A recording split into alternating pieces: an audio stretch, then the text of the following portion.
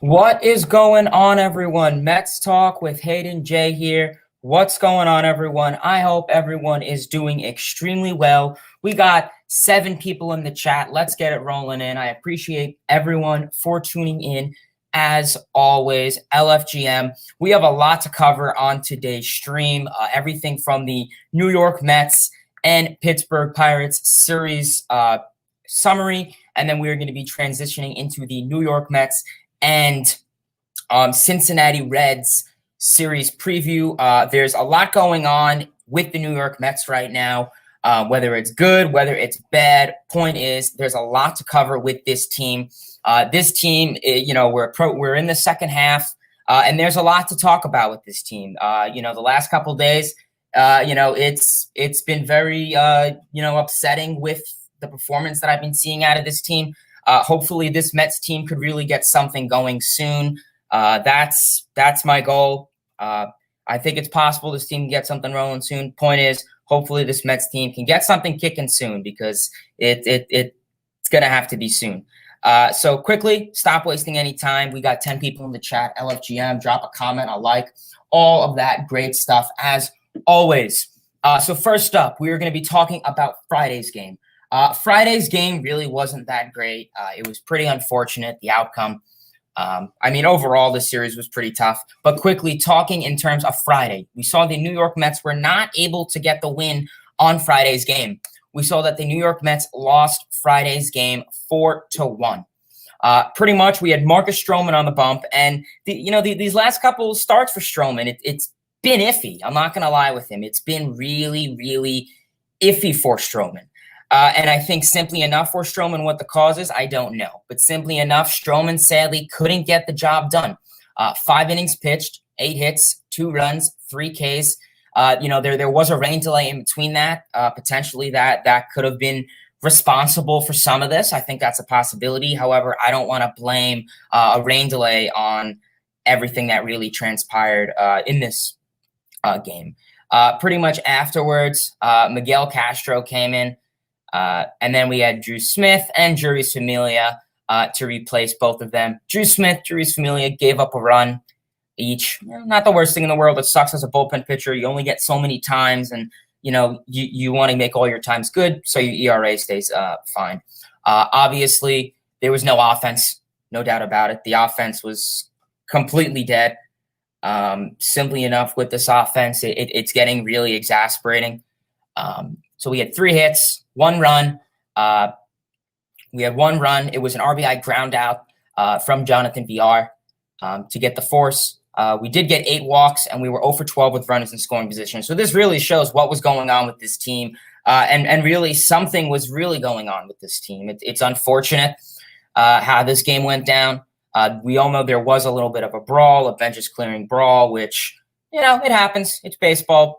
Tensions get high. People get upset. It happens, understandable.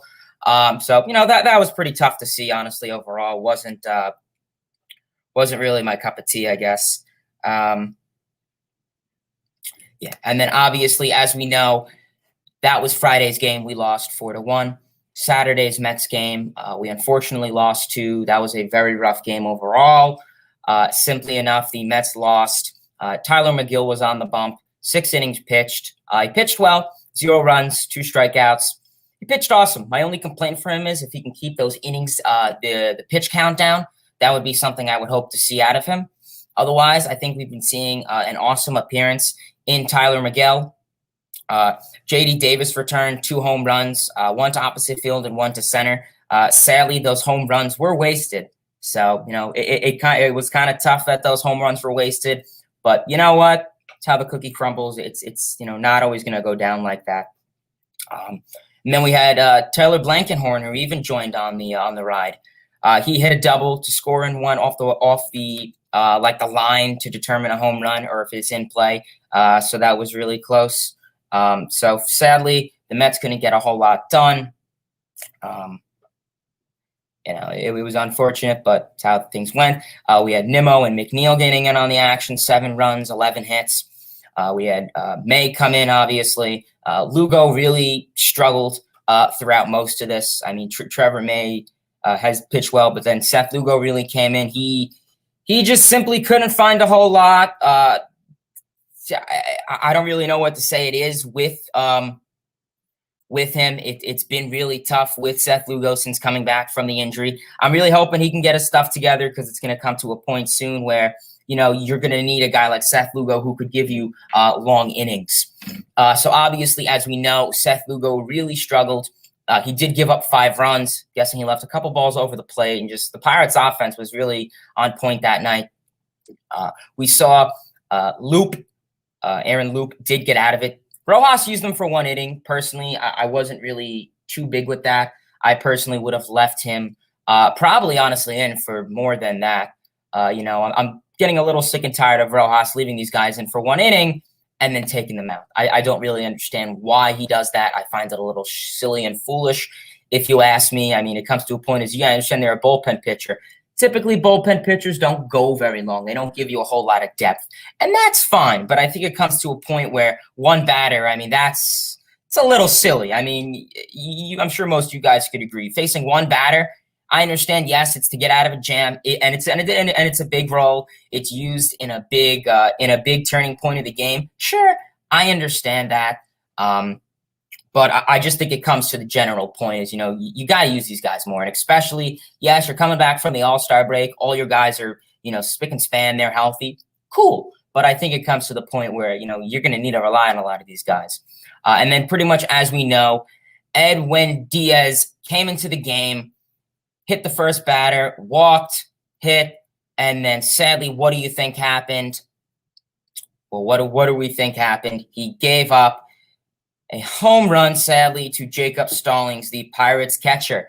Overall, with it, it was honestly, I don't want to defend Diaz a whole lot, but I'll say that was the luckiest hit I have ever seen. That ball was literally belt high, literally here, and he managed to hit that. I give him props that he was able to do that, Jacob Stallings. I mean, especially with Edwin Diaz, if you want to call him good or not. I'm not super concerned with him. I think it is very unfortunate. That's how everything transpired with Edwin Diaz. And especially coming back from back-to-back saves is really something that is very tough. You know, you don't want to go into this. You don't want to go into back-to-back games and blow a save, especially whether it's a 5-0 lead, 6-0 lead. Just overall, something you really don't want to do. And it's understandable who would.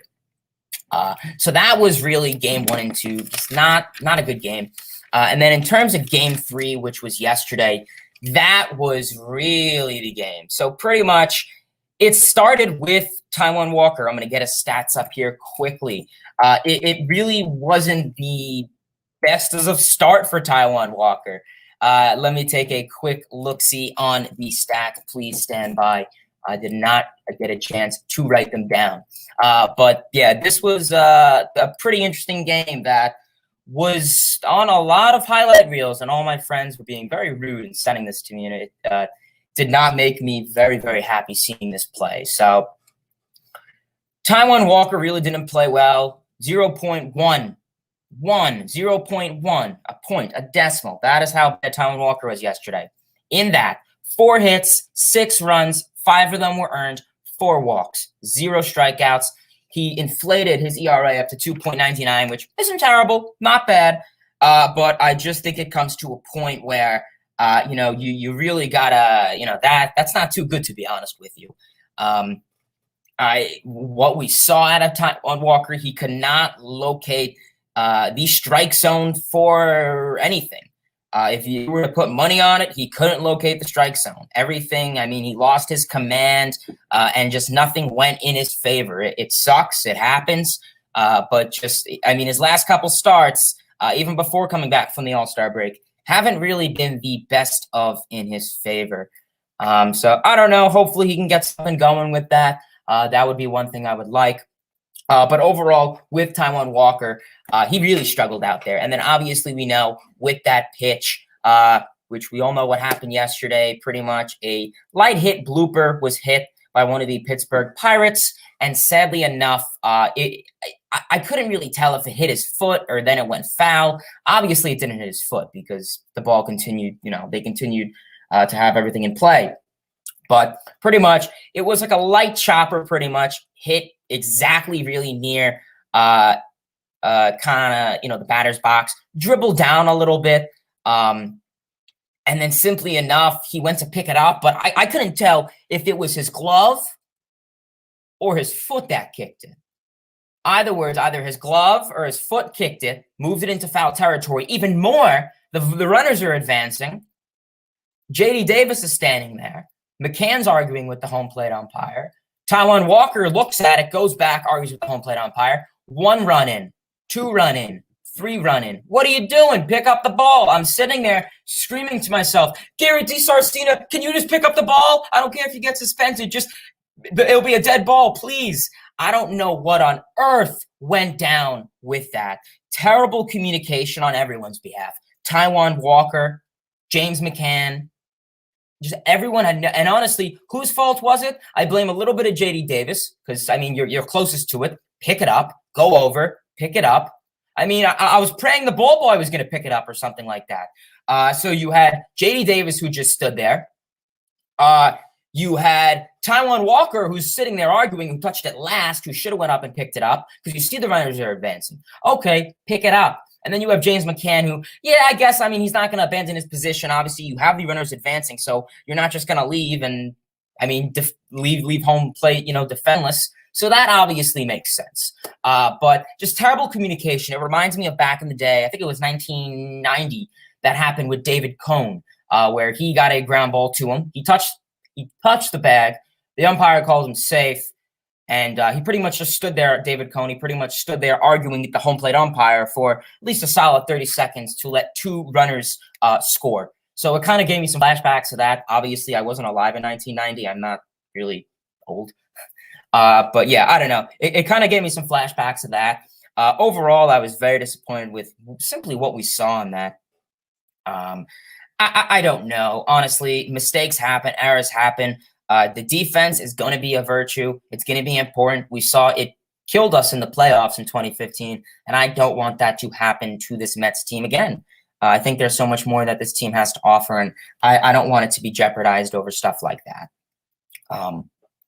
So honestly, that was the Pittsburgh Pirates series. Gotta touch on the big stuff. Obviously, the Mets bats, they were a little quiet. Not gonna lie, they were a little quiet to start off. But luckily, we got something going in the 4th inning. Travis Blankenhorn came back to try to continue to save the day. Travis Blankenhorn hit his first home run to dead center, right field, sort of ish. So good for him. Good for Travis Blankenhorn, a 3-run homer for his first homer of his major league career. And then, as we know, in the 6th inning, we were able to tack on a run. And then going into the 9th inning, you have Rodriguez, the Pirates closer. Richard Rodriguez, who has been a little iffy. He definitely was putting up all-star numbers before. Little iffy now. What did he do? He came in, got the first batter out, walk, gets Dom Smith on base. What does Michael Conforto do? Michael Conforto is clutch Conforto. Michael Conforto hit a home run, second home run, my apologies, back. We all know he had a home run earlier in the series. It didn't mean anything, sadly, because the Mets lost. But he hit a home run when it mattered most. Clutch Conforto. Boy, I really think that sparked his confidence back. It helped out something. Whether it was his confidence, whether it's his swinging abilities, I really think it helped him out. I think it's going to help him out in this future. I really hope. Overall, great to see if Conforto get back of that. And then we had Trevor May come in and close, who I didn't mind. Some people, I think if Diaz was in there, I think everyone probably would have went ballistic. So I probably think that's the safest thing is to not put Edwin Diaz in that role. I just want to appreciate everyone for tuning in. We got 17 people in the chat. LFGM, if you are in, drop a comment. I will be going over the comments very shortly. And then please drop a like, subscribe, tell your friends about these channels, tell your cat about this channel for sake. Appreciate everyone for tuning in as always. Now, getting into the New York Mets and Cincinnati Reds series summary. As we all know, this is a completely different ball game, no pun intended. The Cincinnati Reds, if we thought the Pittsburgh Pirates, who are a 5th place team, who are dozens of games behind 500, and simply enough I think we're at one point 29th, 28th, or 30th in terms of run differential. If you thought they were a challenge, the Reds are going to be a challenge. The Reds are second in the NL Central. Yes, they are coming off a sweep against the Milwaukee Brewers, but they are still second. I think they are 4 or 5 games over 500. So that is going to be something that this Mets team is going to have to tackle on. As we know, the Cincinnati Reds have a run differential of 5.5. So that's pretty high up for the Mets standards, just to say that. So hopefully this Mets team could tackle something on. We know tonight the lineup was released. I will be going over that if you guys would like. Yeah, I actually can pull that up. Give me 2 seconds. Yeah, so pretty much taking a look, obviously, for tonight's game. It will be at 7:10. The TBA announcer was Jared Eichhoff. I'm hoping he could at least get 4 innings pitched out of this dude. That's my goal. Keep his pitch count low in each inning. Don't be like Tyler McGill and throw 20 pitches in an inning. And just keep the ball inside the park. Keep the ball on the ground. Try to keep it so it results that it hits a glove. That's my goal with him. And then obviously we have Vladimir. I'm probably going to butcher this name. Giardes, I think that's how you say it. Trust me, you guys probably can't say my last name, Jerglowitz. So pretty much he's been pretty solid. His last start against the Brewers, he pitched well. Fastball pitcher, so that's something that guys like Pete Alonso could hopefully take some to advantage to. And he has that hard contact result, so maybe that's also something else this Mets team could really get into. Which, I mean, that's, hard contact. I mean, yeah, it has its pros and cons. But the dead ball, I mean, that's an argument for a completely other day. So that'll be on today's category. But simply taking a look at the New York Mets Twitter, going to Twitter, I usually get the results from there for the lineup. Give me 2 seconds. As we know, we will have Brandon Nimmo leading off. I always love Brandon Nimmo leading off. I mean, if you don't want Brandon Nimmo leading off, I mean, I know there was the argument when the season started, who should lead off? Should it be should it be Francisco Lindor? Should it be Jeff McNeil? And then obviously, you're not going to, you're going to have Nimmo lead off. Let's be realistic with you. So obviously we do have Brandon Nimmo leading off. Batting second, I always say bat Alonso second. His numbers are marvelous there. Marvelous. He turns into clutch when he is batting second. I don't have the statistics on me or the sabermetrics on hand, but Alonso does extremely well when batting second. Mets fan and I always say it. All the other Mets fans and I always say it. He will be batting second for tonight's game. Third, I said it last week when they kept putting Dom Smith there, and I'm thinking, Dom Smith, if you want to go to the playoffs and have Dom Smith batting third, that's not going to work out. And it really didn't. Maybe the Mets read my mind. Maybe they came to Mets Talk with Hayden. I was saying, bat Jeff McNeil third. Bat McNeil third. You don't bat McNeil first. You don't bat him second anymore. Bat him third. Don't bat him 6th or 7th. That's not working. They bat him third. So maybe I'll take some props to that. If not, whatever. Dom Smith was moved down one, batting 4th. J.D. Davis will be batting 5th. Conforto is 6th. Okay, I mean, Conforto's getting, he's trying to see if he can continue what he's doing. I don't mind that. Tomas Nido is behind the plate tonight, obviously, with a guy like Jared Eichhoff. So Tomas Nido will be batting 7th. Hopefully he can get his bat going. I think he did get a base hit last time. Luis Guillorme will be batting 8th. Hopefully he could have a nice offensive, productive year from Guillorme. And then obviously there is no DH, so we will be having Jared Eichhoff, who I don't really think he's done a whole lot with the bat, but overall, I think it's going to be something that this team is going to have to get with soon.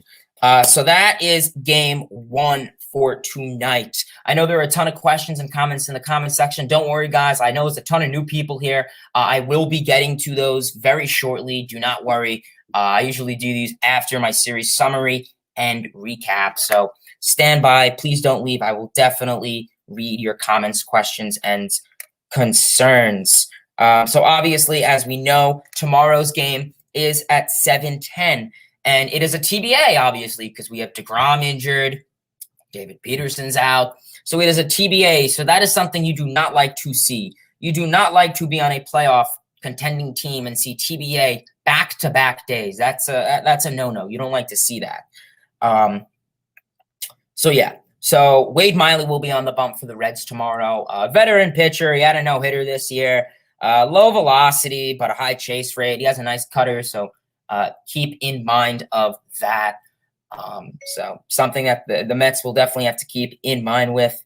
And then that is Monday. That is tonight and Tuesday's game, and then Wednesday's game, which will be very important. Wednesday's game, 12:35, which is a little weird. You don't see many 12:35 games. Let me make sure I'm reading this right.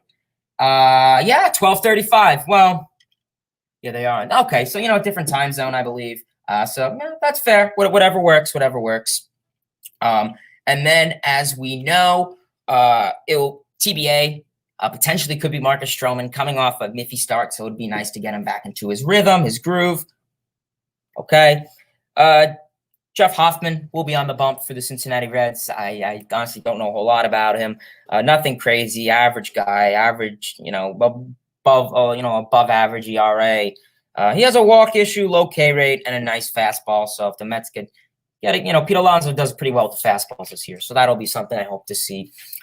So yeah, that is the New York Mets and Cincinnati Reds series summary and the New York Mets and Pittsburgh Pirates series preview. I think this will definitely be something that this Mets team is gonna have to face. There's a lot going on with this New York Mets team. Sorry if it's a little glitchy, the video. I'm watching it back. It looks a little all right, hopefully it's fine. But yeah, please everyone, if you could give this video a like, comment, and subscribe to the channel. I know there's some, I don't know, my camera's bugging out a little bit. I do apologize if it is. So yeah.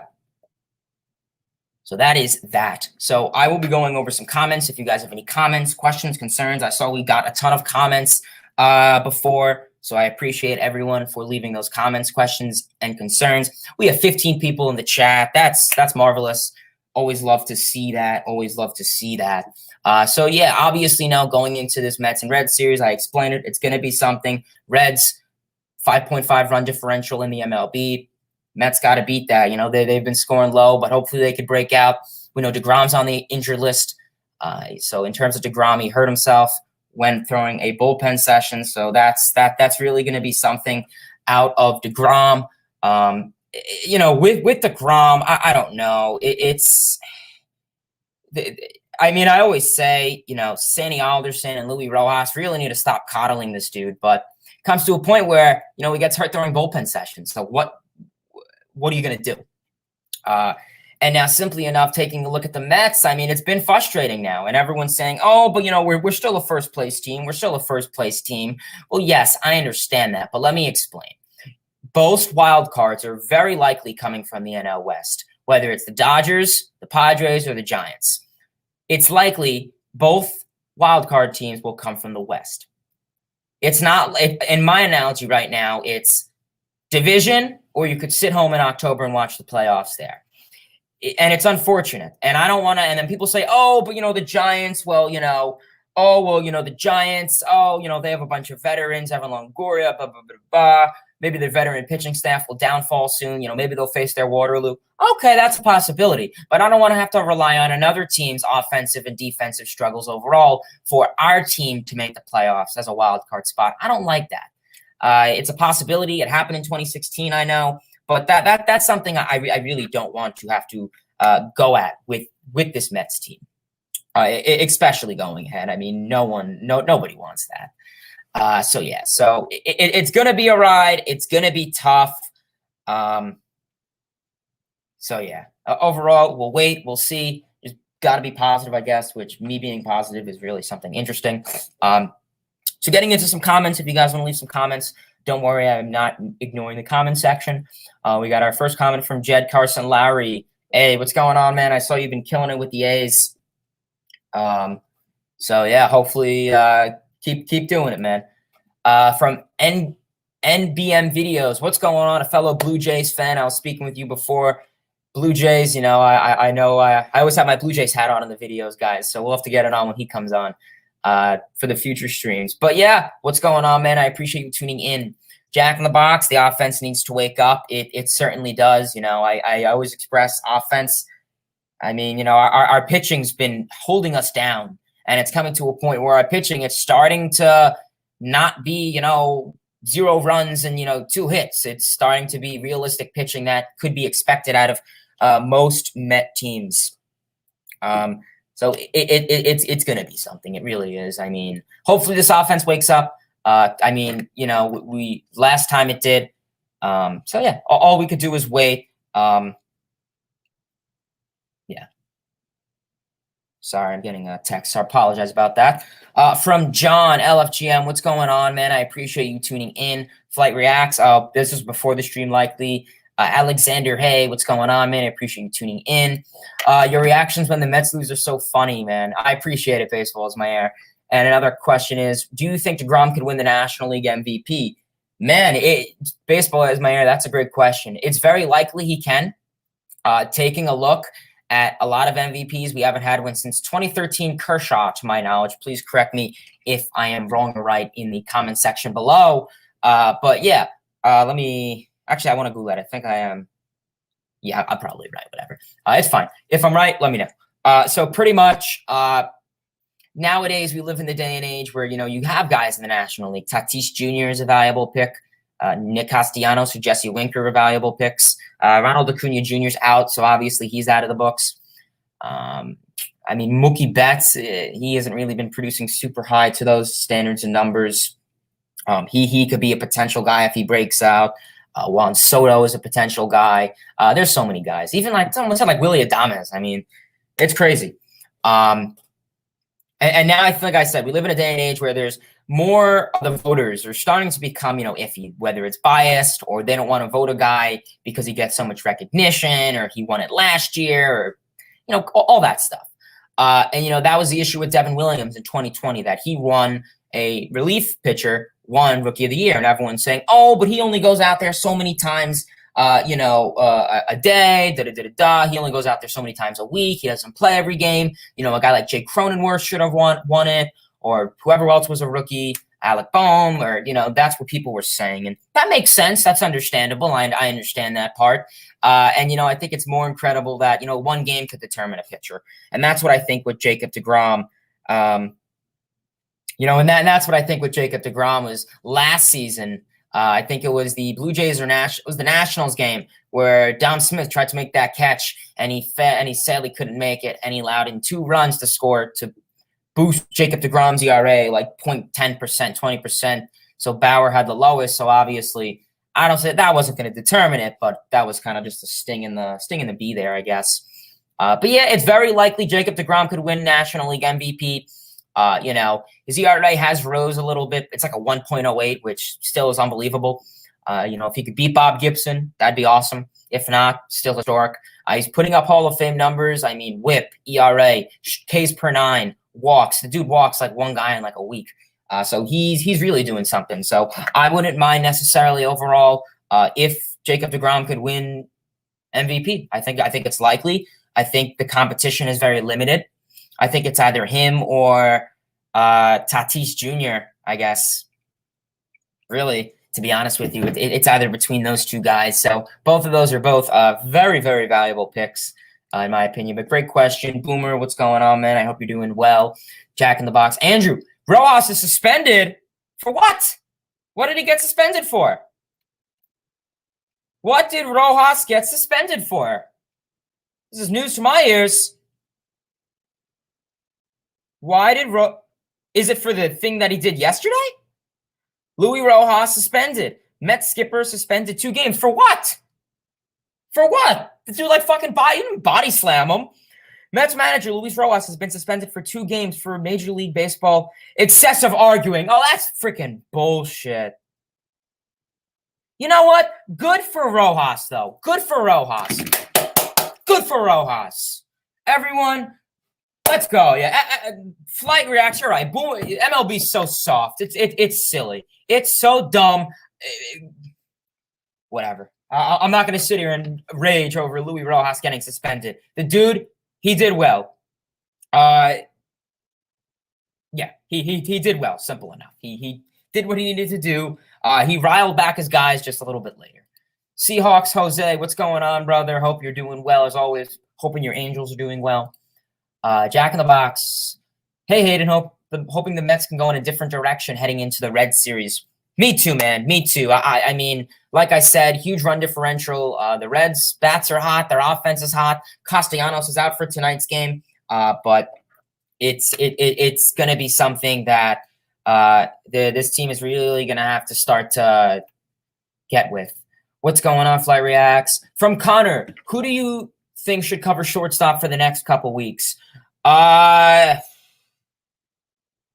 It's tough. I did make a video about what the Mets should do with Rojas.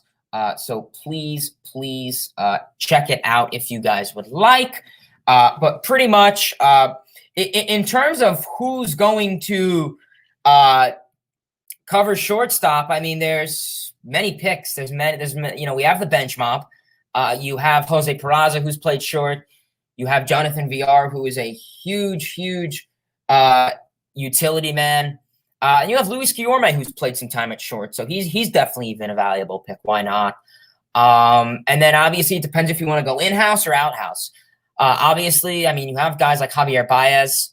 But obviously, if you're going out-house, we know Sandy Alderson and acting general manager Zach Scott said they don't really want to. They want to keep the farm system together, and having to go more outside the zone for those big guys are going to have to result in a little bit of a deflation of the farm system, which they don't want to do that. I think one valuable pick could be Eduardo Escobar from the Arizona Diamondbacks. He's not really going to cost a lot. I mean, his defense is pretty solid. His bat's average, not much that we could ask for. I don't think we're gonna have to give up a lot. We'll probably have to get rid of like the 20. What is Adrian Rodriguez? What is he, like the 25th pick? I mean, in the Mets, you honestly could just, it'd probably be him. You're not gonna have to get rid of a guy like JT Ginn. None of your high, pitching staff or any of that.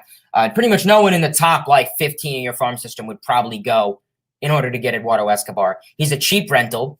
You could honestly, I don't know if you would want to potentially wrap him in a trade after the season, but you could also use him as another utility guy when Lindor comes back. Lindor's not going to come back for a while. I don't know when. I couldn't tell you when. Sorry about that. Yeah, I couldn't tell you, but yeah, definitely great question there, Connor. But yeah, what's up, man? Hope you're doing well. Karen, what's going on? Hey, everyone, what's going on? Yes, they are funny.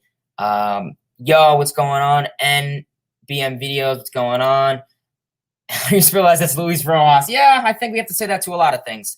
LFGM, what's going on? Rojas has no common sense. Let's face it. Yes. Who do you think will heat up the most in the second half? Great question, Nick. There's a lot of guys on this team. There's a lot of guys on this team, simply enough, that have the potential and have the ability to break out the second half. We've been seeing slight bits of McNeil breaking out. We've been seeing, we've been seeing McNeil break out. We've been seeing Conforto break out. We've been seeing, so many guys. JD Davis, didn't even really have to break out. He's always been hot. So, McNeil's always, JD Davis has always been doing his job. So, definitely Jeff McNeil, I think, is a likable chance. It's not really a contract year, so there's no pressure for him. We've seen McNeil put up, these crazy numbers. We've been seeing slights of him back from his 2019 self, making hard contact on an 0-2 pitch, whether it's swinging on the first pitch or swinging on an 0-2 pitch, just trying to throw the bat so it hits the ball to make barrel contact and just hit a blooper, honestly. So that's something that I really hope to see out of this team. LFGM, of course. Christopher, what's going on? Howdy. I hope you're doing well, man. LFGM, what's going on, Michael? No need to apologize. Oh, yeah, I did see that was coming out. That is going to be a very good movie, I think. Who do you have winning, Jays or Red Sox tonight? Well, let's take a look-see on who's pitching for tonight. Tonight's game is at 7:07. we got Ross Stripling against Nick Pivetta. I have Ross Stripling on my fantasy league, so I mean, I'm probably going to be biased and say that. Yeah, definitely same for the Blue Jays and Red Sox. They got some stuff that they really got to get together. AL East is really going to be close. People were asking. I mean, it's really going to be something. Alrighty, but yes, please everyone give this video a like, comment, subscribe. We got 12 people in the chat. LFGM. Taijuan Walker is overrated, not gonna lie. Yeah, I mean, I could see where you're getting that from, Flight. It makes sense. The second half, I mean, his last couple starts, I think a game or two before the All-Star break, and then obviously this last start, he didn't look too good, so I can understand why people would say he's overrated.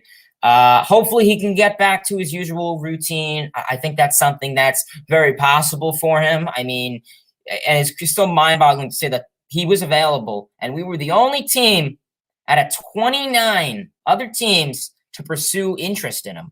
I mean, I don't know. I hope this team. I hope Walker could really get back into his rhythm. He'd be a really nice add for this team. And I mean, I'm really not trying to, go out into the second half with, I mean, Tyler McGill being your best starter. That's something that I really don't want to see with the Mets. I mean, pitching is important. The fact is our rotation right now is Tyler McGill, Marcus Stroman, and Taijuan Walker. Out of all those guys, I really can probably only trust Tyler McGill to a high extent. Stroman's been a little iffy. I would phrase Stroman hasn't been iffy. He just hasn't been this, one run, 3-hit guy and 10 strikeout guy, Cy Young caliber that, he claims to be. So I don't know. It'll be something. It's possible. But it'll be time. Good for Luis Rojas getting the umpire's faces yesterday. About time he showed himself and stand up for his guys. And look what happened. We came back. Yeah, that's true. I will say he definitely didn't come back. I mean, Rojas, he's good with hyping. He's good with firing up and hyping him up. He could do that. We see that. It's just, can he translate that to his players?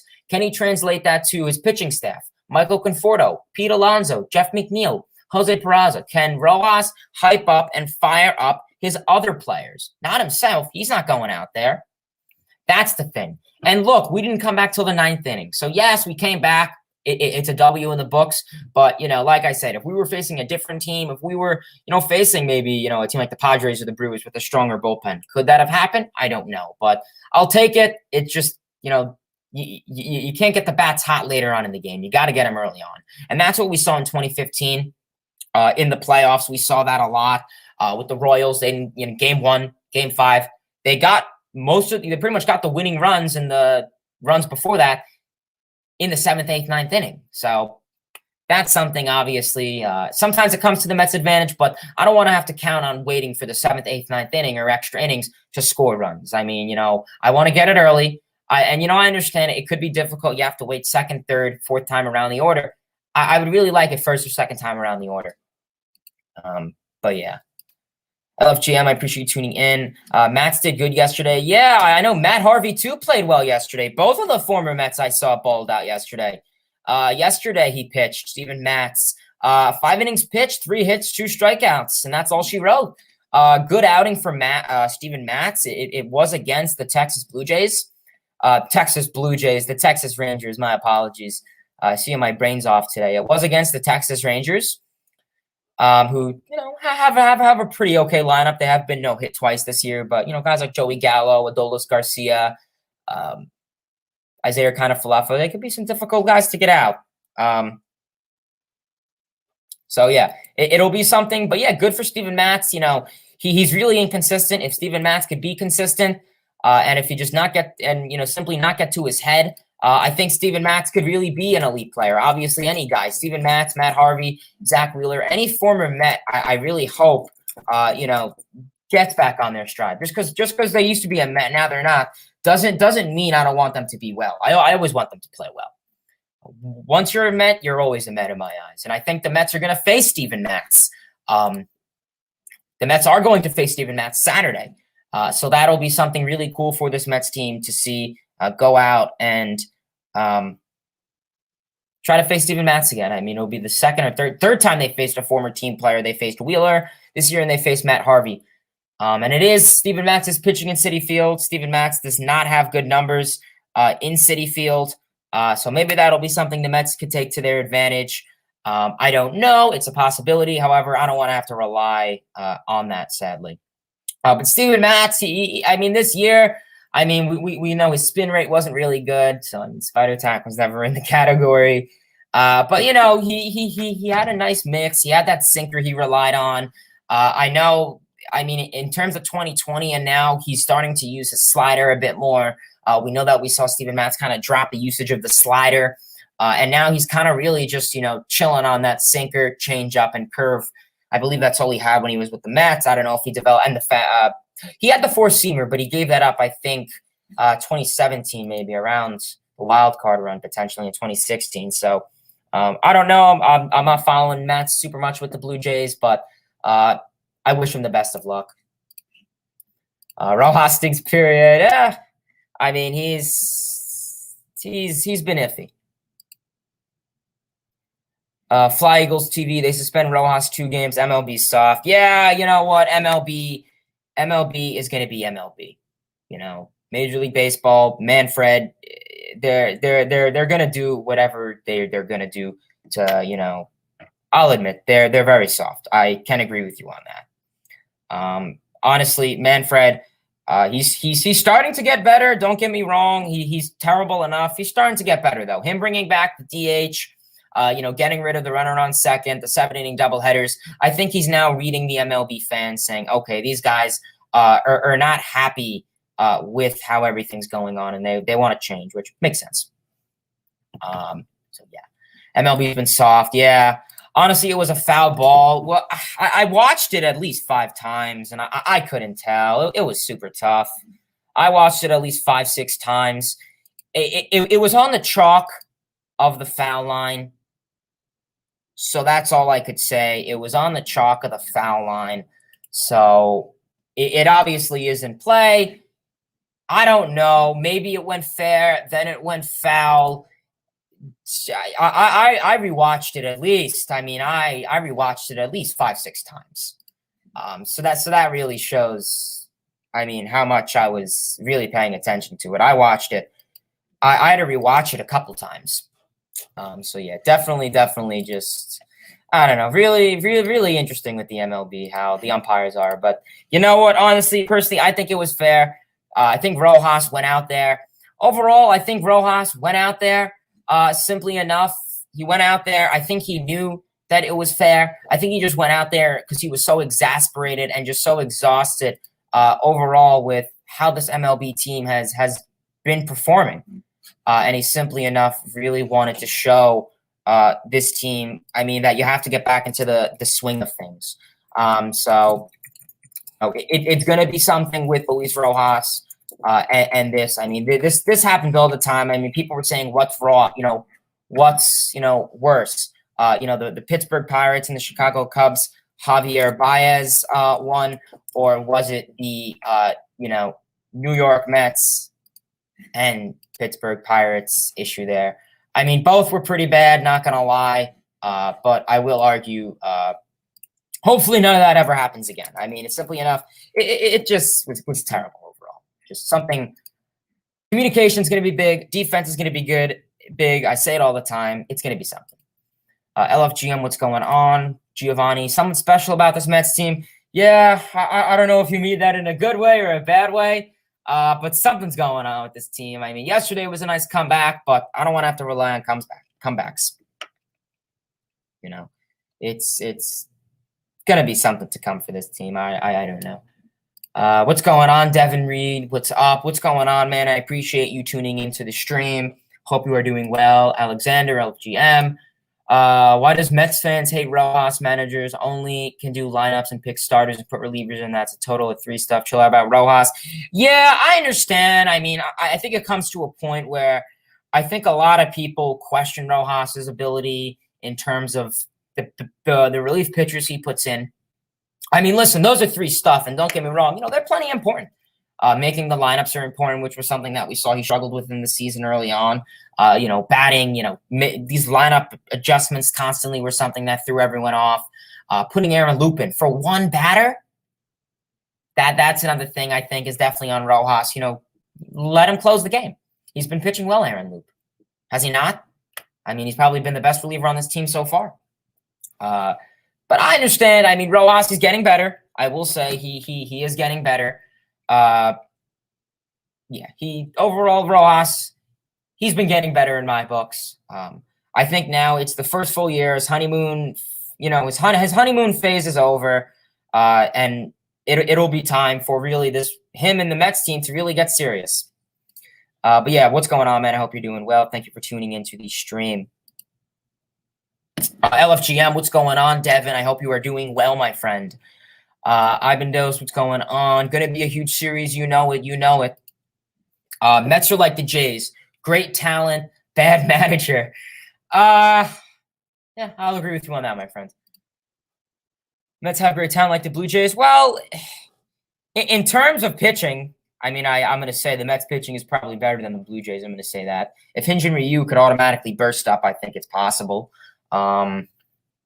Otherwise, I mean, Steven Matz, Ross Stripling, I mean, Alec Manoah's been nice. I met him in person. He was a nice gentleman.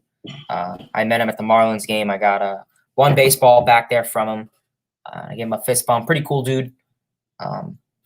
So, yeah, but in terms of the offense, listen, the names are there. Michael Conforto, former All-Star. Jeff McNeil, All-Star, could potentially be a Gold Glover. Pete Alonso, Home Run Derby champ. Slugger, Rookie of the Year. J.D. Davis, definitely is hot with the bat.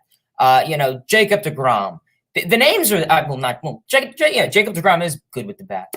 The names are there for the offense. It just comes to, can this offense show itself when it's needed? Michael Conforto. A lot of these guys, Conforto, Alonso, had spurts through the season where they were hitting home runs, but we were either down 7-0 or up 7-0. And it didn't mean anything. This team is good with scoring runs, when we win, 13-0, but it comes to a point is, you need to do it when it's 5-4 or 5-5, when it's a close game. But yeah, I mean, I understand the point. I think Blue Jays and Mets talent, it's different. It just comes to which team has better talent. Night Baseball and Sports, what's going on, man? Great channel. Please check him out. Great YouTuber. So appreciate you tuning in, man. LFGM. I know you're not a Mets fan, but appreciate you tuning in. Facts. Yeah, Jed Lowry agrees, so it's a facts. Mets have Jacob. Mets have DeGrom, Stroman. Yeah, so makes sense. I think the best hitter in any lineup in today's game should bat second, though I prefer Turner batting second instead of Soto for my Nets. Yeah, and that's one thing I agree. Nowadays, we live in the day where typically a lot of your best hitters bat second. They're your RBI providers. And that's why I like Pete Alonso batting second, because he could be that guy who just drives in the ball. As much as with the Mets, I wouldn't mind having Nimmo lead off, him get on base with a walk, base hit by pitch, and have McNeil come up second, advance him, hit a blooper, hit a double, hit a base hit, advance him to second or third, and have 2 on with no outs, and then get up a power hitter. That always works. But yeah, I mean, Trey Turner, he has nice speed. So, I mean, if you want him at first, if you want him in the second spot, it's really going to be something. I like the Jays manager. Don't call me an idiot, but who's the Blue Jays manager again? I know what he looks like. I just can't remember his name.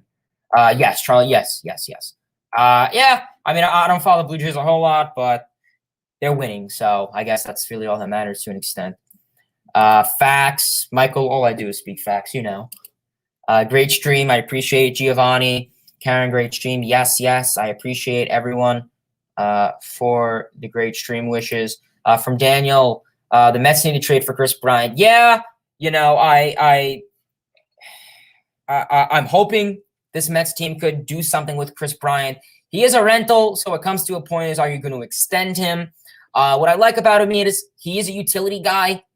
But obviously, if you have him on the team, you're going to put him at third base because obviously J.D. Davis's defense is just atrocious. You would not want J.D. Davis's defense at third, whether you have Chris Bryant, who prefers to play center field. I think he did state at the All-Star game that was his desired position.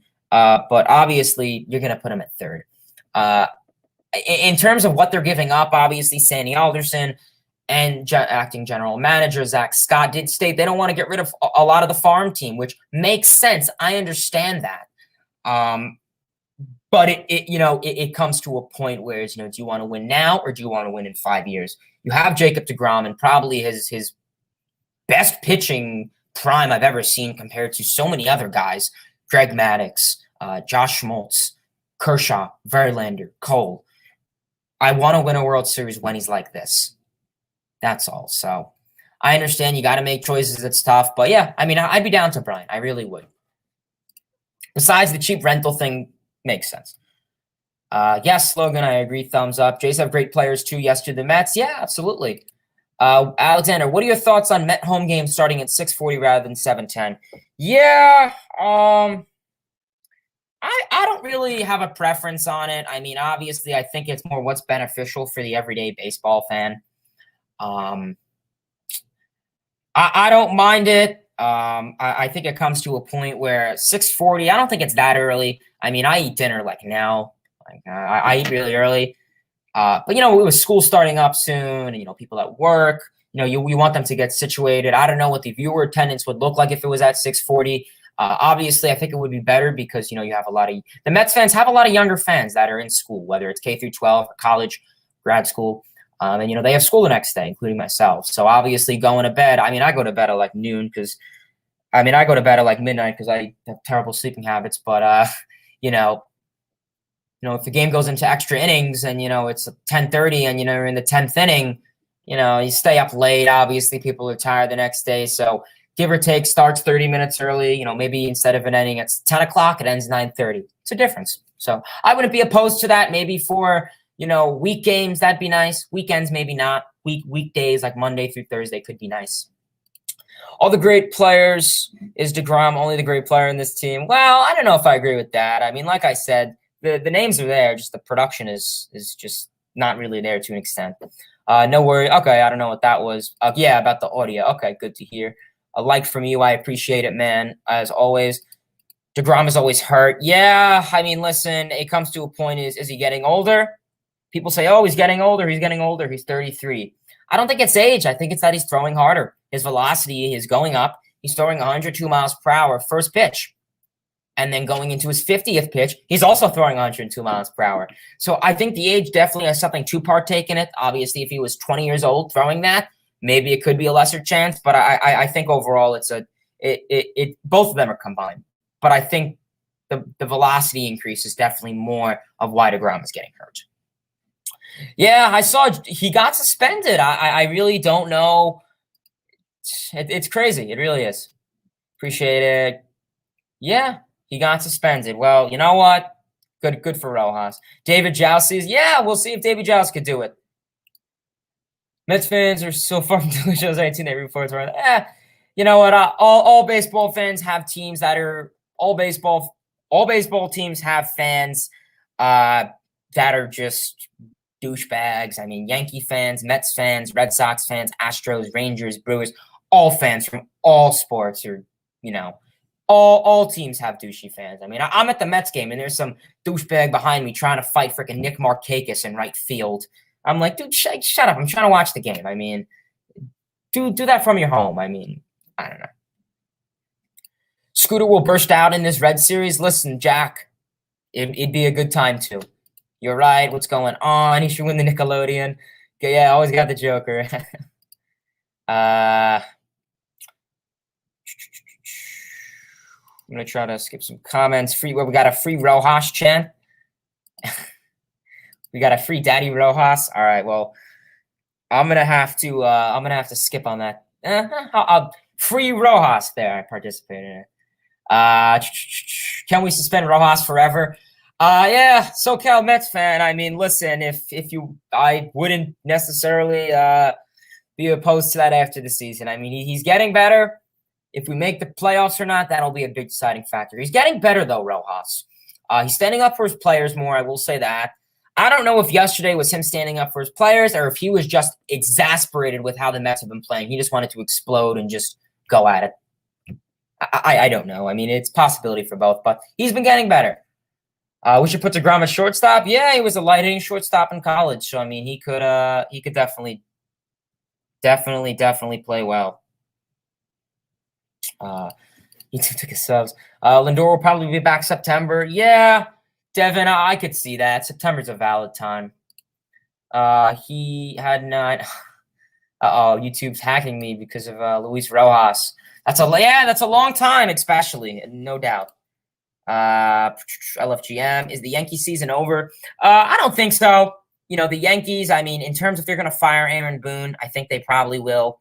Brian Cashman, firing him, though, I mean, he's been with the Yankees for how long? Years, decades. He's had a journey with them.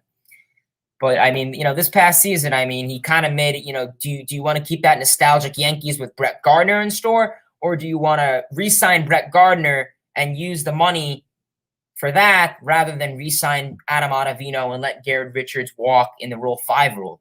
Garrett Richards and Adam Ottavino have been all-stars with the Red Sox this season. So Cashman let two of those elite guys go so they could re-sign an outfielder who could barely even reach the cutoff man and bat the Mendoza line. I don't know, but, you know, is the Yankee season over? I think they have plenty more to say. I mean, they need a week or two of a hot spree, and then they're there.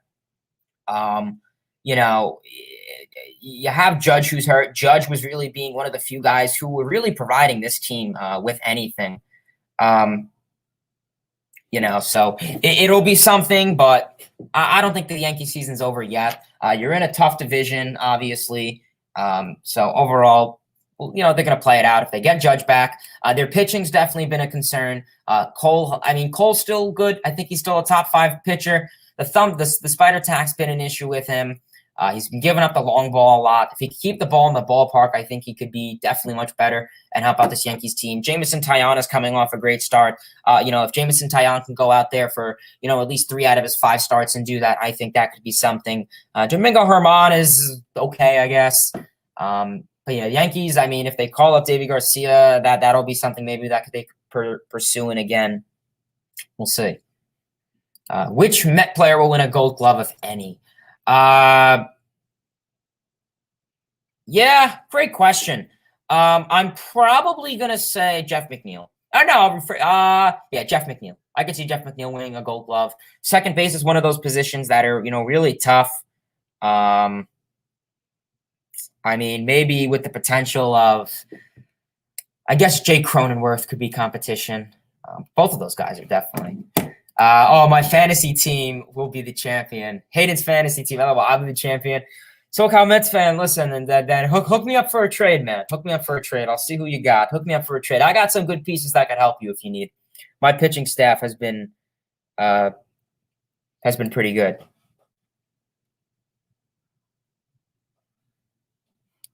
Lindor, for sure, absolutely. Favorite ballpark? Great question. My favorite ballpark that I've been to Citi Field, Yankee Stadium, Fenway, and Marlins Park. And I've seen the outskirts of Citizens Bank Park, obviously. Favorite ballpark I've been to? Biased, actually, Marlins Park. Marlins Park is nice. I live in Florida. The tropical theme, the security is beyond friendly there.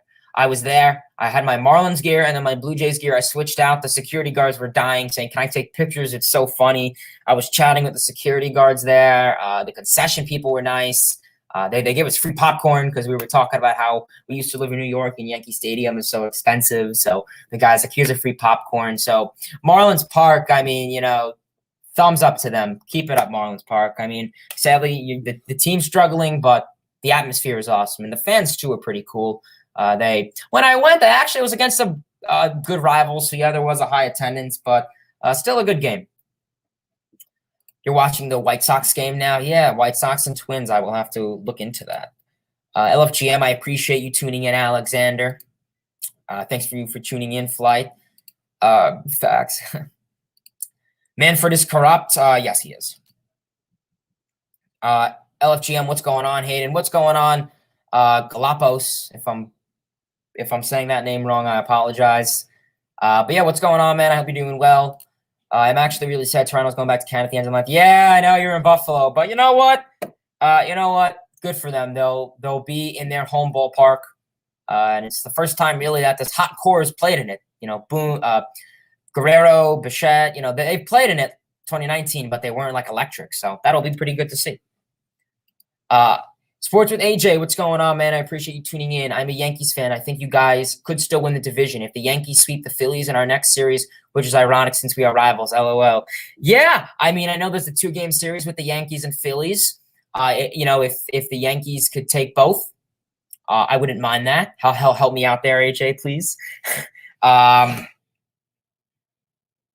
yeah, overall, I think that's a strong possibility that the Yankees could take it from the Phillies, and I think it'll help us out. The Phillies have been struggling this season.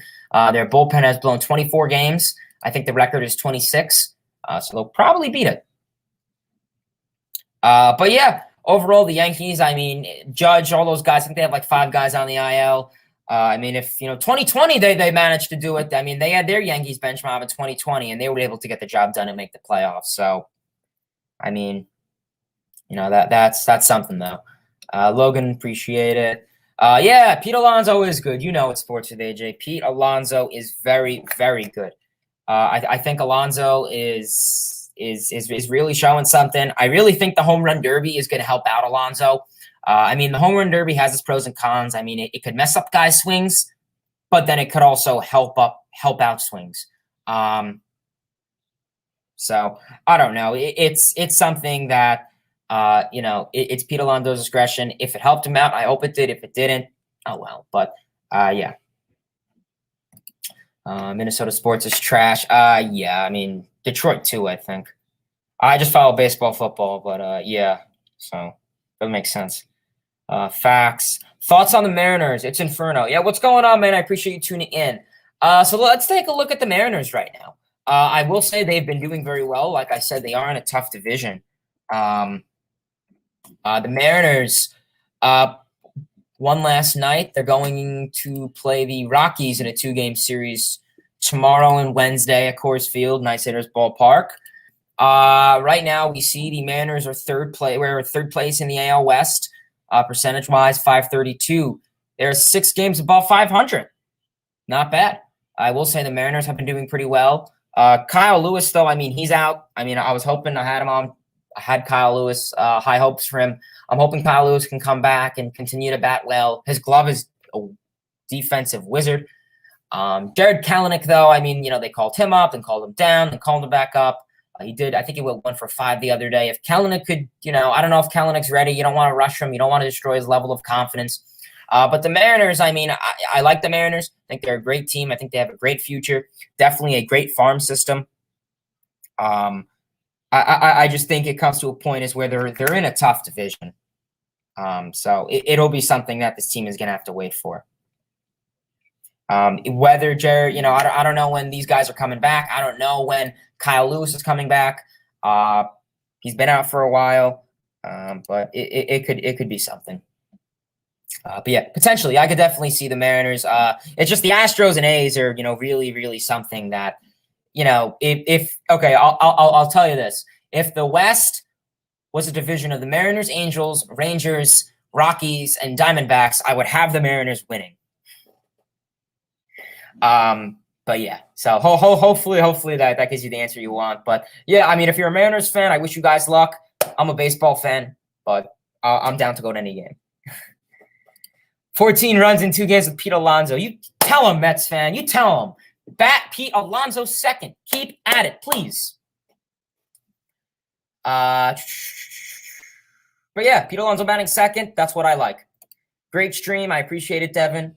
I agree with throwing harder. Yeah, I mean, Jacob deGrom is throwing harder, so I'm glad that you guys agree. Jacob demisses every other start due to day-to-day tour. Yeah. Hopefully deGrom gets that down. LFGM, I appreciate you tuning in. Yankees gonna fire Boone. Yeah, it's a possibility. Judge is awesome. Wouldn't it be great if he came across town? Ooh, coming to City Field, I'd like that. Comes to a point is, would I give up Conforto for him? Conforto stays hot. I don't know. I mean, Judge is a power bat. That is something the Mets do lack, is power, besides Alonso. And if we know Jeff McNeil unfortunately did tear his he snapped his rotator cuff or something at the end of 2019, which are very notorious with snapping power. But McNeil's shown light of power. It's just if it could come back in slights of times. Mets will trade Giovanni Flores. Isn't that a person that's in the chat, I think? Yeah, I think that's a person in the chat. LOL. Boone is worse than Rojas. Thing is, I watch Rojas every day, where I watch Boone like every once in a while. But yeah, I guess it could be a fair assumption. LFGM. Yes, Alonso's a beast. You got the home run derby. That's pretty cool, Alexander. Pretty cool. I mean, Jack in the Box. I hope you enjoyed that. Yeah, pretty cool home run derby. Hopefully, you had a good time there. Kyle Lewis could be back in September. Yeah, I mean, you know what? If he can come back, help out this Mariners team offensively, if he could do something, but defensively, he's been pretty nice. And then you got Taylor Trammell also, who could potentially be, who was very hyped up, who's been pretty quiet, but like I said, these guys' names are there for the Mariners. It's just, the hype. LFGM, absolutely. From Aiden NYC, do you think the Mets need offense or pitching? Great question. I think they need a mixture of both. I think in terms of it, Aiden, I think the Mets pitching staff, in terms of the bullpen's fine. If you want to get a nice lefty like Tanner Scott, I did make a video of that, so please check it out, everyone. If you want to get one nice bullpen arm, that's fair. But you got Tyler McGill, Stroman, and Walker, and that's it. I mean, I don't want to see Corey Oswalt and Jared Eichhoff be called up. I don't want that. That's not playoff contention pitching there. Yeah, it happened in 2016, and we had Gazelman, we had Lugo who came into clutch, and they made us make the wild card. But we're going for the division, not the wild card, sadly. But if I was the GM and I had one pick, if someone said to me, Hayden, you're the general manager, you could only go for pitching or offense, I'd probably go with pitching. I really would. I think in terms of offense, the names are there. It's just if they can be productive, I'd say fire the hitting coach, Quattlebaum. He's not doing anything. He's the acting hitting coach. I'm upset that they fired Chile Davis. I thought he was doing well. They fired him after 2 weeks where, we had stretches of Rojas playing terrible. Why wasn't he fired? So something that they have to get done with. And Donnie Stevenson, I don't want to have like a character determine the Mets. Like a character try to make the Mets hit. But overall, offense would be nice, a nice power. I think you need like one bat. You just need one bat. I think if you have Conforto breakout, Smith breakout, or Alonso breakout, you're fine. In terms of Sports with AJ says, Cashman is better than Aaron Bum, as my grandma says. Well, listen, then you got a smart grandma then, my friend. I'm glad you're not one of these Mets fans who's extremely salty about Kalanick. Yeah, you know what, dude? Listen, you know what? It's honestly, if you were to ask me now, there's only one way to tell if the trade's valuable. It really just comes down to if Diaz could get the save and get strike three or get the final out to win the World Series, it'll be worth it, maybe. Is Diaz going to be this 50-save guy in a season? Probably not. I think it's that we invested so much in Diaz. Obviously, Cano's out of the picture. In terms of Robinson Cano, we got a solid 2020 out of him. He was on PEDs, enhancement drugs. And then sadly enough, we know 2019 he was about average. He got hurt a lot. But I don't think they're going to invest in Cano anymore. I think they're done. He does have another year in his contract, $20 million. Do you dump it? Do you give him it? Let him walk? Do you give him playing time? I know some people have been saying, oh, well, you're paying him. Why not get a little something out of him? But where are you going to put him? You have McNeil in second. If the DH comes back, maybe you could throw him in there for a day or two. Maybe he can come back as like a hitting instructor or something with the team. I'm always down to having, a guy like David Wright or Mike Piazza or any Met, honestly, even if it's Matt Dendecker or Kirk Neuenhuis come back and help out the team offensively. I'm always down to that. But yeah, you know what? The trade happened. There's nothing we could do. Personally, would I like Jared Kalanick? Yes. I think, honestly, we could have got so much more. I think Kalanick's value back then obviously wasn't high. I think in terms of it, we could have gotten we probably could have got another prospect or two and maybe an active player for that, really, to be honest with you. Kalanick was ranked number 4, and he was the Mets' best prospect. I think we could have got more for it, but sitting here complaining about it sadly won't do a whole lot. That's funny. LFGM. Yeah, White Sox could be a next dynasty. That's true. Very true. They could definitely be a nice dynasty ahead. It's possible. The thing is Tony La Russa going to be there? Probably not. You got, and just imagine till Luis Robert and those guys can come back. So yeah, you have the guys there. I mean, taking a look at the White Sox lineup. Let's take a look-see at the White Sox. They're in first place, as we know. But taking a look, Jose Abreu, Luis Robert, Eloy Jimenez, Yon Moncada. You got so many guys there. Andrew Vaughn, Tim Anderson. I mean, you got these guys here, and even their pitching. We saw they recently extended Lance Lynn. Michael Kopech is starting to show some light. Dallas Keuchel, who if Keuchel can lower the runs and maybe get some more strikeouts, that'd be fair. You got Liam Hendricks, the closer, all-star. Lucas Giolito, who maybe a victim of the spider attack. I hope not. But it'll be a come time too. Giolito had a nice start against the Astros, so that was something. I think that was a great way to get his confidence back. I really do. I mean, Giolito, we saw he was elite in 2020. I actually had him as my I had Lucas Giolito as my Cy Young pick for the American League. So be something to see. Pitching. Yeah, as you said, the pitching's great. Boone makes horrible bullpen decisions, and even our roster should be at least third in division, so I blame Boone. Yeah, I mean, like I said, Cashman and, well, it's not Boone, but yeah, I mean, the Yankees, listen, if they can get healthy, if they can get the offense back, if DJ LeMahieu could hit with runners in scoring position, which he's been starting to, we saw last night was a pretty good game. Sadly, the Red Sox couldn't get a whole lot done there, but you guys took the series from the Red Sox. In terms of this Yankees team, it's gonna be tough. You're in a division now where everything really matters. Yes, LFGM, absolutely, as always. Mets need pitching more than anything, especially the fourth and fifth spots of the rotation. Can't rely on McGill to do everything. Yeah, I understand that. I mean, Tyler McGill, I honestly don't mind him, to be honest with you. I think he's getting the job done. If Tyler McGill could lower his innings, could lower the pitch count per inning, I think he's fine. I mean, he doesn't give up any, hard contact. He's not a crazy strikeout guy, but he doesn't, let any runs score. So, that's all you can ask for. He has 3 more years. I'm not sure if you're referring to Kyle Lewis or I'm not sure, but yeah, notify me who you're referring to.